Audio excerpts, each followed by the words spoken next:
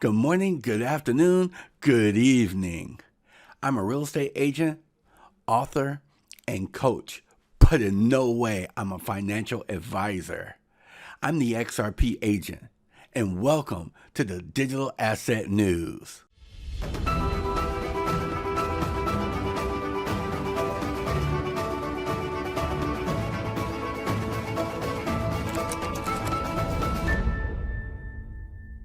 We have looked at cryptocurrency, and I had made remarks almost, 6 or 7 years ago that the original promise of cryptocurrency was returning power to consumers. And what in fact has happened in the intervening years is that what we've seen is an infrastructure that's built up that's largely acting as an intermediary, that consumers are not truly empowered to quote unquote be their own bank. And so and that these intermediaries are often under-regulated, under-supervised, that there aren't clear rules of the road. And so the promise of cryptocurrency in many ways has been lost. And so there are any number of needs, not the least of which is to fold them into payments law in a more rational way and to rationalize payments law overall. All right. Well, and as defined by you or someone else, what is rational? Seriously, it's your definition of what's rational, because there's a whole environment out there of brilliant, genius young people who are coming up with new ways to transfer value every single day. And I worry that we're gonna crush that entrepreneurial spirit and that advancement. Obviously, you and I, we've heard of Bitcoin, we've heard of Ethereum. You familiar with XRP and the efforts of Ripple? With the distributed ledger technology for their payments? Yep. Yes. And you're familiar with... There you have it. We're seeing history in the making. At the federal hearing today, we finally, somebody says Ripple, and they said XRP. And it happened not once, but twice. This is an XRP agent, and I'm just ecstatic. I believe that's one of the reasons why the market is going up today is, we're getting closer and closer to regulation, where we have different banks adopting Ripple's technology. We're getting the ground laid. February 6th, we're going to have the first meeting with Ripple and Sign, and everything is coming together. It didn't happen as fast as we wanted, but everything's coming together. Now, this is like a review of the meeting that we had earlier today, and I just want to give a shout out to Digital Asset Daily because he took different bits and pieces of the videos from the hearing today and perfectly tweeted out the different poignant highlights of the meeting. So I just want to give him props. If you not subscribed to his channel, here's his YouTube channel. Go to his link, check out his YouTube channel, follow him on Twitter, and hey, just show your love. Say thank you. Like I always do, depending on the content I'm using, I give content creators a little token of my generosity, just to show that I appreciate them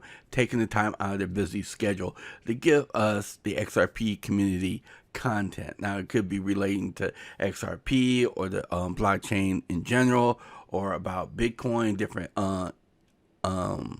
news that we need to know about Bitcoin or Ethereum or any other asset. And if I feel it important enough to put on my channel, on my videos, to do a video about it, I love giving back. So what's that saying? The more people you help, the more people help you. Something like that. All right. So let's get into it. And Thanks again to Digital Asset Daily. All right. Now, the first video, the best way to issue consumer access to faster and safer payments is to support the Federal Reserve protocol to build the FedNow faster payments. So let's watch this one, shall we? Cryptocurrency, and for that matter, any emerging financial service, should not be tested on consumers with the least cushion in their financial lives.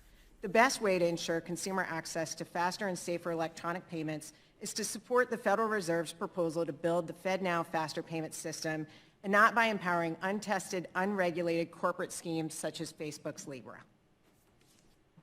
Cryptocurrency and... All right. So, know where she stands. All right.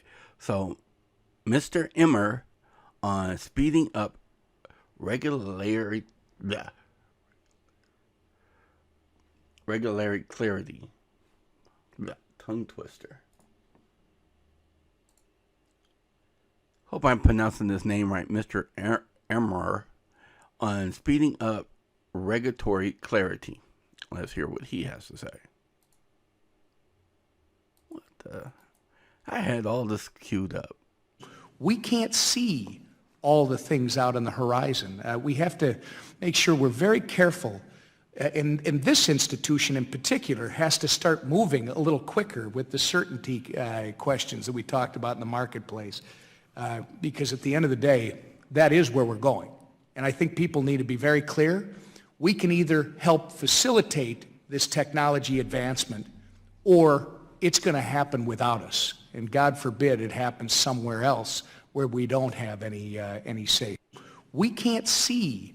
All right. Yeah, so hey, it seemed like they're on the money about going into setting up regulation clarity. So let's hope they put their cars in gear and get onto it.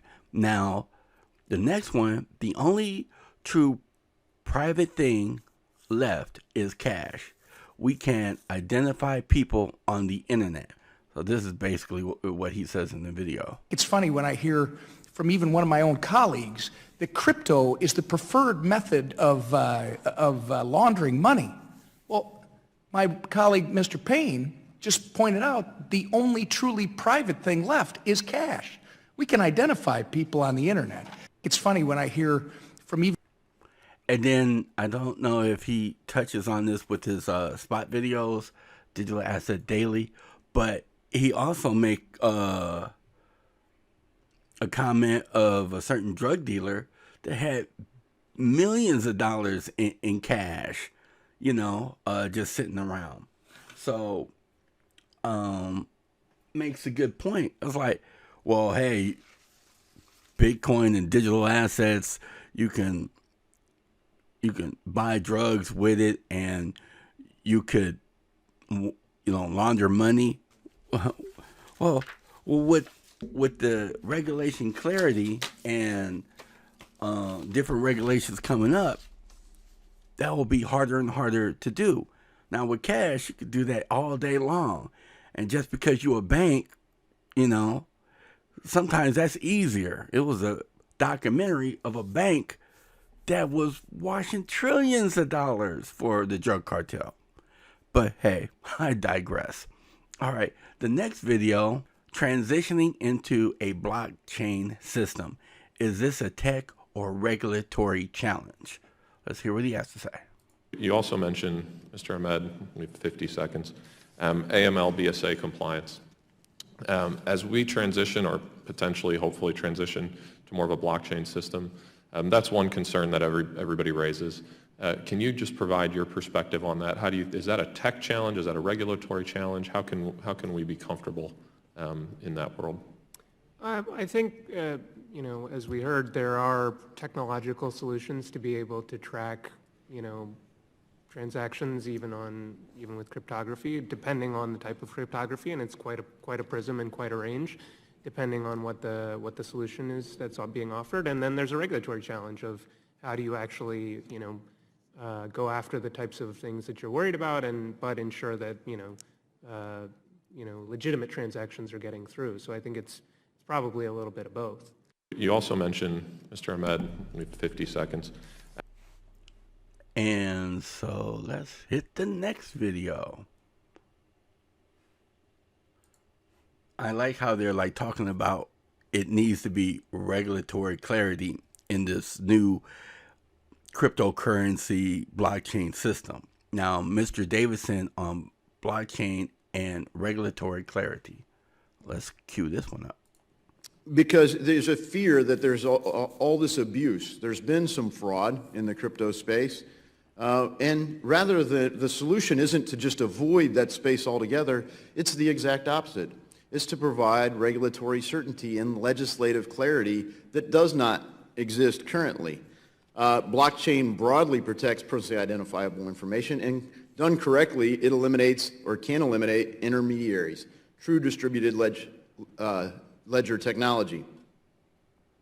So how could we do this? It's not a partisan issue, as I said. I've got co-sponsors for legislation that include people who support Bernie Sanders and co-sponsors who support Donald Trump, co-sponsors from the North, South, East, and West, Republicans and Democrats. The real issue is whether we will confront the innovator's dilemma. Will we continue the broken status quo that protects incumbents at all costs, or will we embrace innovation that will inherently disrupt the current system? When confronted with this opportunity in the 1990s, Congress got it right and the internet flourished. Congress did not try to understand everything about the architecture of the internet, and clearly, anytime there's a hearing about the topic, Congress still does not understand everything about the internet.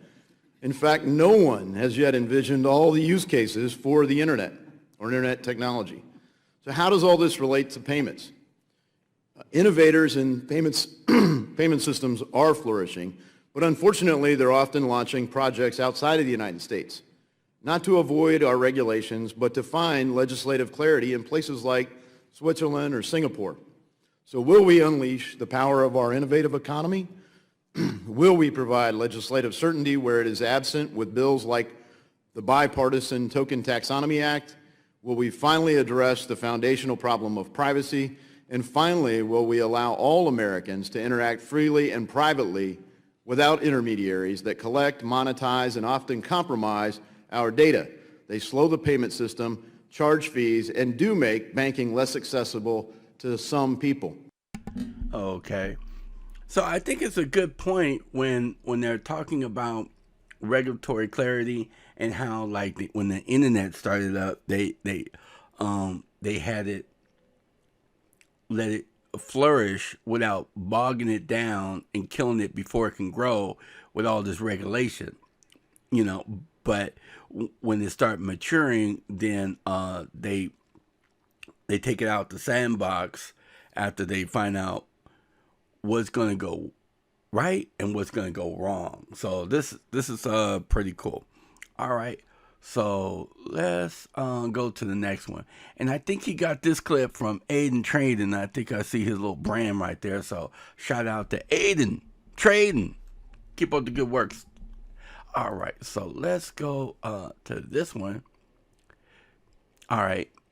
In this one, he says, as he finally describes the benefits of XRP and leaves the question to be answered, the answer is a rapidly with the remittance, reply with the remittance of RIA. Remember, RIA is a Ripple partner. Woohoo! So let's watch this one. This whole issue is sort of bringing us into the new frontier for our entire financial services industry. It's very important. I've been spending quite a bit of my time dealing with an issue that I want to present to this committee, which is, are we doing enough to make sure we address this fundamental problem?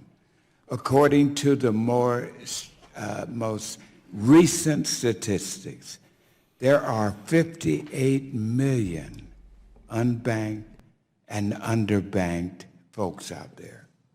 But what is most startling, most of those are unbanked, meaning they don't have a savings account, not mama, not daddy, sister, brother.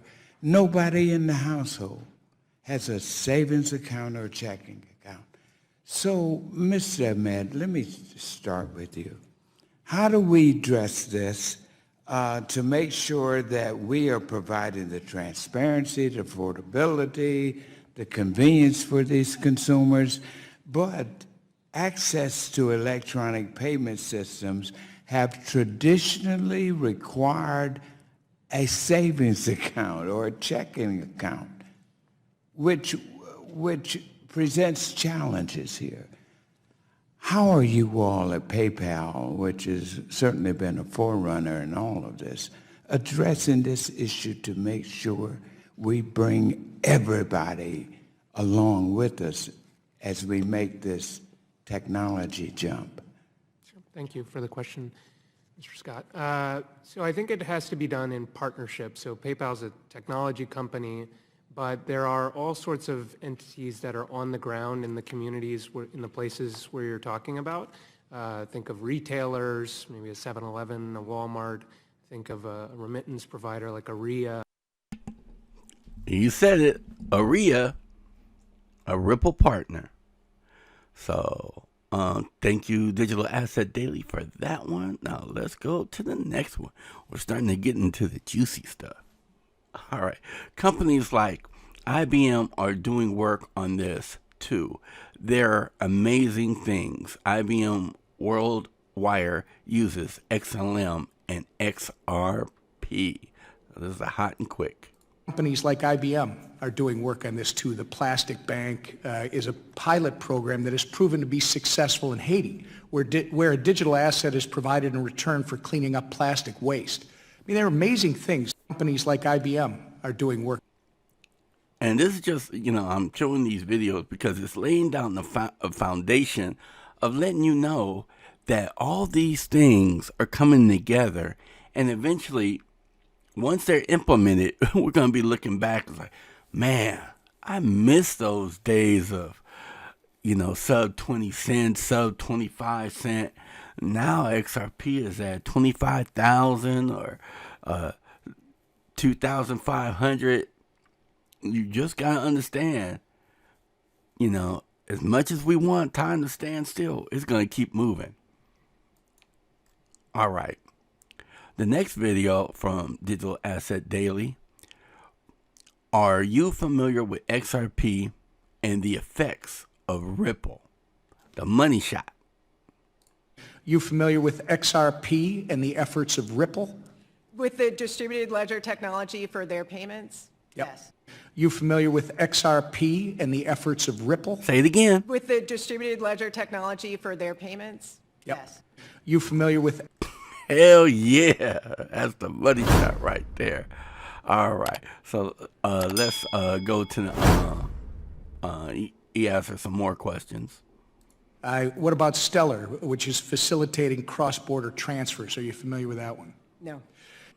What about Stellar, which is facilitating cross-border transfers? Are you familiar with that one? No.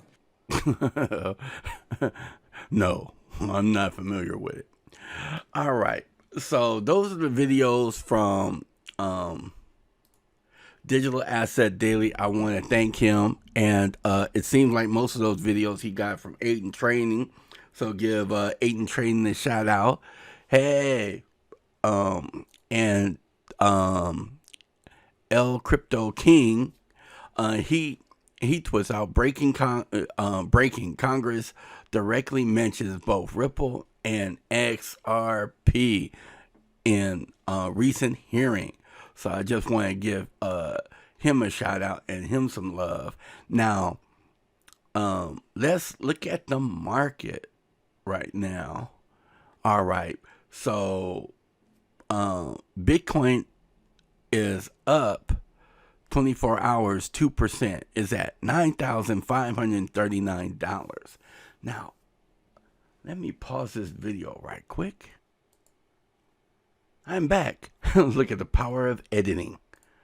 I'm gonna give a shout out to Bradley Kimes Investment Perspectives. Now, I think this is maybe the reason why the market is pumping. Confirmed, Craig Wright doesn't have keys to the 8 billion of Bitcoin. So I think the Bitcoin people that like Bitcoin and Bitcoin maxis, or the market in general, was maybe kind of afraid, what if Craig Wright is Satoshi? What if he does have keys to 8 billion of Bitcoin, and then he has to redistribute that to because of the court process, and they sell it right away and tank the market. I think that's what maybe the market was fearing. Now, since this is confirmed, I think through court records, I hadn't looked at the article, but I'm just assuming. I hadn't really looked into it. But check out Bradley Kimes. He also has a YouTube channel. Check him out, and check out this article and do your own research. But I think that's why, let's go back to the market. I think that's why the market is pumping, because it's like, all right, well, we could buy some more Bitcoin, we could buy some more Ethereum, we can buy some more XRP, and not worry about, oh, okay, a crap load of Bitcoin is going to hit the market and dump again. Now, I'm not a financial advisor, but you got to also understand there's whales still out there. And I don't know, maybe if I was a whale and I saw Bitcoin pumping, and I'm like, let me sell 1 million or 2 or 2 or 3 million of my Bitcoin and let it tank, and then buy back in, and then I just made me a extra mil, So I think they call that a bull trap or something. I don't know, but just do your due diligence. I'm in it for the long haul, so I'm just patient. I just wait until all this foolishness dies down, until everything just start chugging along. Once they flip the switch, we're in the money. All right, so I hope you enjoy it. This is the XRP agent. Leave a comment below what you like, don't like. If you wanted to hear more, let us know. Until next time, this is the XRP agent. Later.